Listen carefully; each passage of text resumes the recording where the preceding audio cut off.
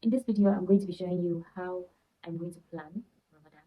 I feel like my last Ramadan was not so great, and that's what I'm trying to avoid this Ramadan. So I'm trying to plan it in a way that it doesn't end up like last Ramadan.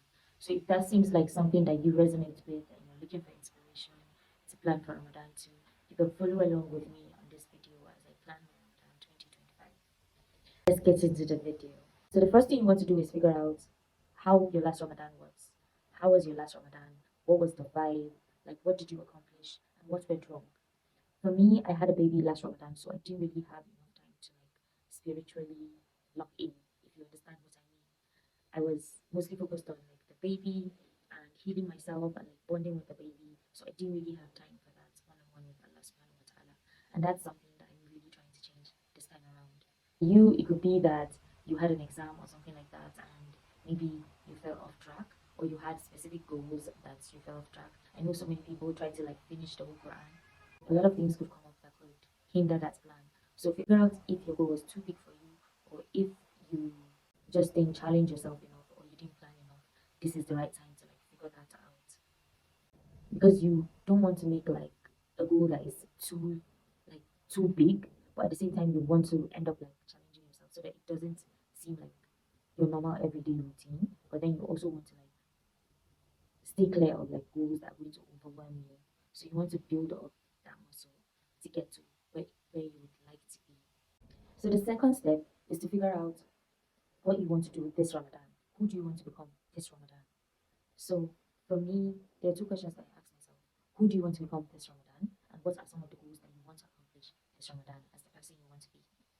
So for me, this Ramadan, I want to become a person that is very close to Allah. I want to become like a friend of Allah, like a person that is so conscious of Allah. Like I want to come out with so much yaqeen and taqwa. So that is something that is very important to me. And what are some of the goals that you really want to accomplish this Ramadan? I want to try. I know it's going to be hard, but I want to try and finish like reading the entire Quran this Ramadan. I haven't done it for like 2 3 years.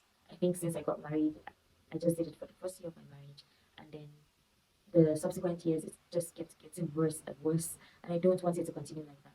So this Ramadan, I want to try as much as possible to like um, finish reading the whole Quran. And then the second goal that I want to really work on is praying my 5 daily prayers on time, because I want to come out of Ramadan being the kind of person that prays on time and prays all my 5 daily prayers. In the past few months, I think 2 months or so, since like December 2024, I have unfortunately been struggling with my prayers. I know that it comes from a place of like, I know that it has to do with something emotional or like mental deep within me, and I'm really trying to get to the root of it. And I've been trying as much as possible to make sure that I pray some of my prayers. I haven't been the kind of person that misses prayers, but in the past couple of months, I've really been struggling with that, and that's something that I really want to change this Ramadan. Another goal that I really have is coming out of Ramadan, being the kind of person that makes a lot of istighfar, and does like reads the Quran daily. I want to be the kind of person that makes lots of istighfar and the morning and evening adhkar, because I know that they are very important and I really want to incorporate them in my life. What better way to incorporate them, or what better way to practice those habits than in Ramadan?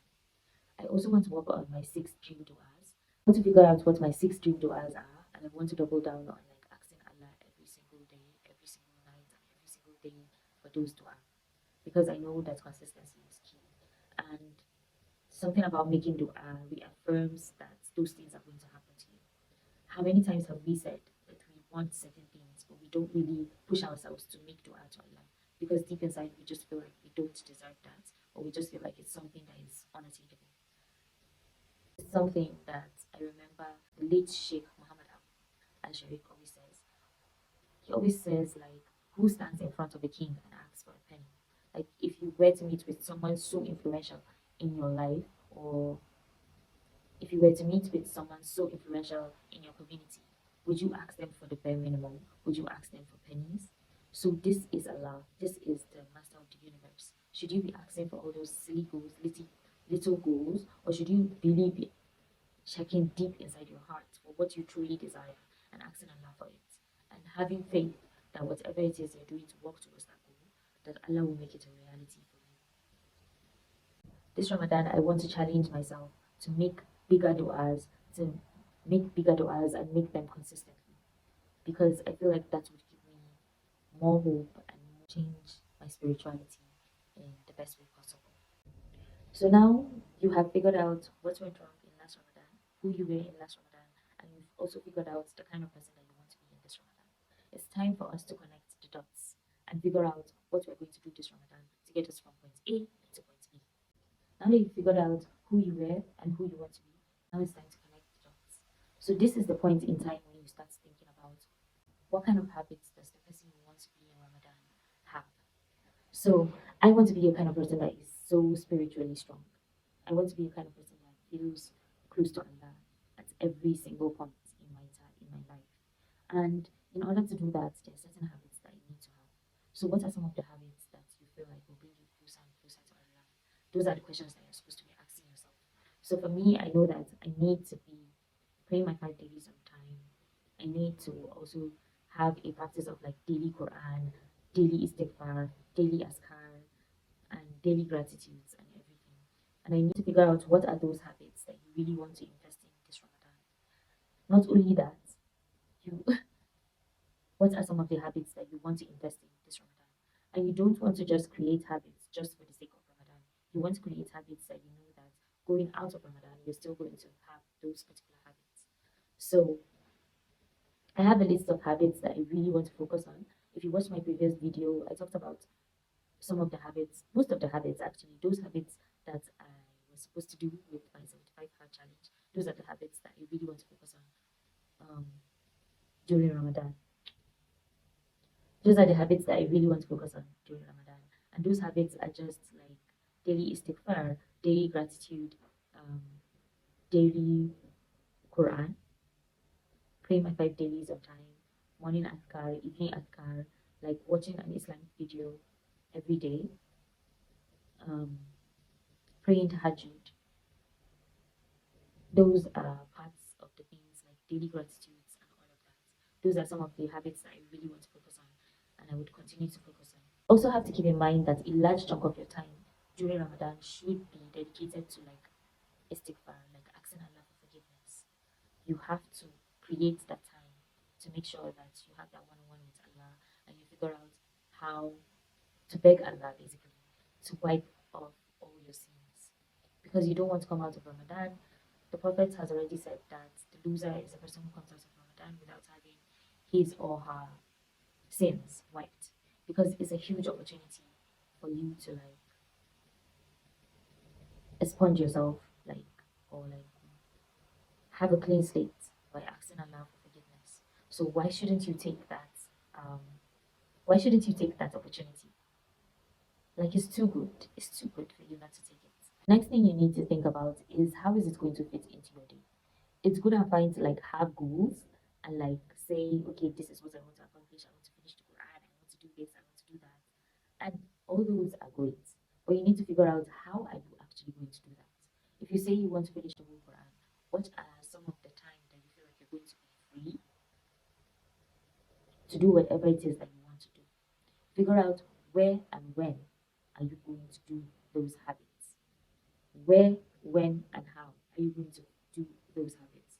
So if you say that, because I know that some of us don't really have the time during the day, maybe you're, so you need to figure out where, when, and how you're going to perform all those habits that you have decided that you're going to carry out. So basically, you're supposed to figure out, okay, if you want to read Quran every day, how much Quran do you want to read? When do you want to read it? Where are you going to read it? This is because if you already have like a set plan for where, when, and how you're going to do a certain thing, it takes out like the decision making process, like when you're about to carry out that specific habit. Because there's something that is called decision fatigue, where human beings, because we on average, I'm not sure if I'm very specific about this, but I think I heard somewhere that we make like 1,000 decisions a day. And most of those decisions are not things that are important. So if you can take away like some decisions that are not very important, beforehand. That will help you eliminate like time wasting or procrastination from the whole equation, because you already know what you're going to do, you already know when you're going to do it, and you already know where exactly you're going to do it. So, say for instance, I want to read Quran. I will decide that okay, during Ramadan, I'm going to read Quran every single day. When am I going to do it? Maybe after Fajr, maybe before Fajr, maybe when the kids are asleep, before Fajr. Where am I going to do it? Maybe in my sitting room, maybe in a corner in my room. So it all depends. How am I going to do it? Maybe I'm going to read some passages during Tahajjud. Maybe I'm just going to sit down and do it. How many pages am I going to do? Am I going to do 2 pages? Am I going to make sure that I do like 3 ayahs every day? Those are all decisions that you should make beforehand. Then you can move on to other things. If you made it to this part of the video, you are amazing and I love you for it. Please like and subscribe. It really does help the channel. I know it's a really new channel, so do like and subscribe. Share it with your friends. I hope that it helps someone out there. Like if I'm able to help, even if it's just one person with my video, then falillah alhamd. Let me know down below what your suggestions are, how you plan for Ramadan, or if you have some video recommendations that you want me to cover. My name is Amina Salisu, and I am a YouTuber. I'm also going to be carrying out a 30-day Ramadan challenge.